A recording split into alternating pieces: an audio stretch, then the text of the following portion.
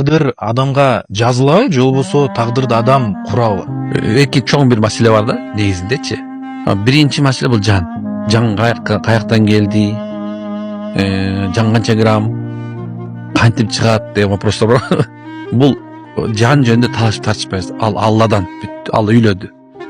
Экинчи тагдыр маселесинде талашпайбыз. Ошол жөнүндө биз бир гана нерсени айтабыз.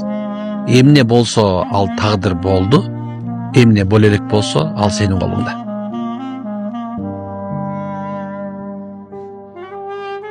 Сон кабыл алдым. Кабыл албай кое албайбыз. Бул кыскасы ушул. Боло турган нерсеге дагы бул сенин тагдырың деп айткандар да барбы? Алар айта берсин ошону. Сиз ушул эки нерсе билиңиз. Эмне болду? Тагдыр болду. Эмне боло элек ал сенин колуңда. Боло элек нерсе демек адамдын колунда. Ооба. Өзү каалагандай Танда. Кара, ойлон. Ошол да. Бир шаг туура эмес кылдың, тагдырыңды кылдың да. Бир шаг туура кылдың, тагдырыңды кылдың. болгон нерсе өкүнүчтүн кажети жок. Зачем? Андан көрө келечекке карап ошого жараша кадамдарды жасоо маанилүү. Туп-туура.